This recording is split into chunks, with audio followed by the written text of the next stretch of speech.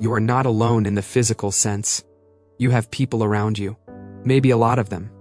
Friends, family, people you talk to every day. People who would say they know you well. And yet, there is this feeling that just lives in you. This quiet, persistent sense of being unreached. Of being in the room but somehow not fully in it. Of having conversations and going through your days and doing all the normal things. And still feeling, underneath all of it, completely alone. Not alone like there is nobody around. Alone like nobody is really getting to you. Like there is glass between you and everyone else, and the sound is coming through but the connection isn't. If you know exactly what I'm describing, this video is for you. Let me try to describe this feeling more precisely, because I think it deserves more than just the word lonely. It is the experience of being in a conversation and realizing that even though words are being exchanged, nothing true is actually being said. You are performing a version of yourself, and they are engaging with that version, and the whole thing is technically fine, and yet you walk away feeling emptier than before it started. It is sitting with people who care about you, people who would genuinely be upset if they knew you were struggling, and not being able to say a single true thing about how you actually are. Not because you don't trust them, but because you don't know how to begin. Because the real thing feels too large or too complicated or too likely to shift the whole dynamic in ways you can't predict. It is laughing at the right moments, and nodding and being present, and then going home and sitting in the quiet and feeling the gap between the person you were just pretending to be and the person you actually are. It is the specific pain of being surrounded by people who love you and still feeling completely unseen. That is not nothing. That is one of the most quietly devastating feelings a person can carry. And it is made worse by the fact that from the outside nothing looks wrong. That question, why do I feel like this when I have people around me, often comes with shame. Like you should be grateful. Like you're being dramatic or impossible to satisfy. You're not. You are looking for something specific that isn't about proximity. And not having it is a real loss. I want to talk about why this happens. Because understanding it changes how you relate to it. The loneliness you feel in a full room is almost never about the number of people. It is about depth, about whether the connections you have actually reach the parts of you that need to be reached. Most relationships, even good ones, even loving ones, operate at the surface most of the time. You talk about what happened today, you make plans, you share opinions, you laugh together. None of that is meaningless. But it also doesn't touch the deeper parts, the fears, the grief, the private confusions about who you are and whether you are living the right life. And if those deeper parts never get reached, if every relationship in your life, no matter how warm, stays at the surface, then you will feel alone even in a full room, because the part of you that needs connection isn't the part that's getting it.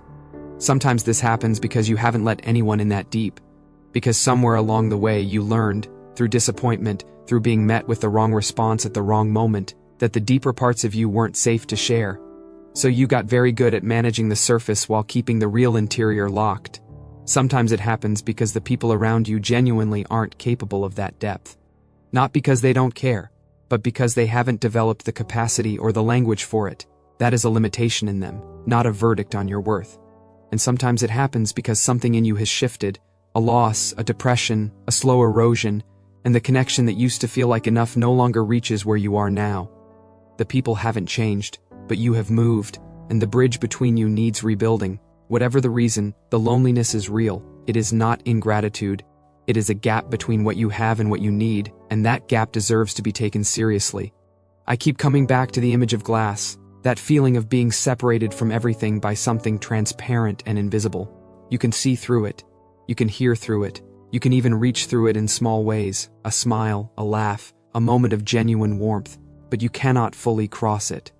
And nobody on the other side can fully cross to reach you either. That glass has a name. It is the accumulated distance between who you really are and who you let people see. Every time you said you were fine when you weren't, a thin layer. Every time you laughed something off that actually hurt, another layer. Every time you swallowed something real to keep the peace, or protect someone else, or avoid being a burden, another layer.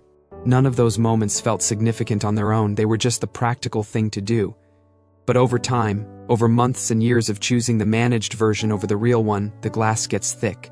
And one day you look up and realize you can barely feel the warmth of the people right in front of you anymore. That is grief, actually. The slow loss of closeness that happened so quietly you didn't notice until you were already on the other side of it. And the hard truth, the one that also happens to be hopeful, is that you built the glass, which means you can take it apart, not all at once, not without discomfort, but piece by piece, in moments of chosen honesty, the distance can be reduced. The glass is not permanent, it just feels that way from inside it. Here is something nobody really tells you about connection. It requires risk, every time, without exception. Real connection, the kind that actually relieves this loneliness, only happens when someone shows something true about themselves and the other person meets it. That meeting is what closes the distance. But it requires someone to go first, to say something real before they know how it will be received. And that is terrifying when you have learned that showing the real thing sometimes ends in disappointment. That people don't always meet it. That sometimes you open a door and find the wrong thing on the other side. So you stop going first, you wait for other people to make it safe. And they are waiting for the same thing. And the glass gets thicker while everyone waits.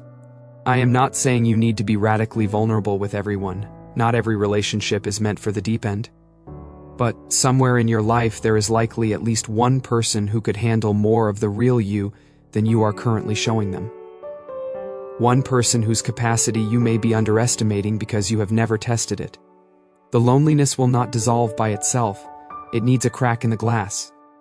Just one. Just enough to let someone in a little further than you usually do. That is not a small thing, but it is a possible thing, and possible is enough to work with. I want to pause for the people thinking, I don't even have that one person. My life genuinely does not have someone I could let in. I am not just afraid. There is actually no one. If that is you, I hear that. And I am not going to pretend it isn't a harder situation. What I will say is this. The absence of deep connection right now is not a permanent verdict on your life. It is a description of where you are at this moment. People find each other at every stage of life. The idea that connection has a window and you may have missed it is not true. It is a story the loneliness tells you to keep you from trying.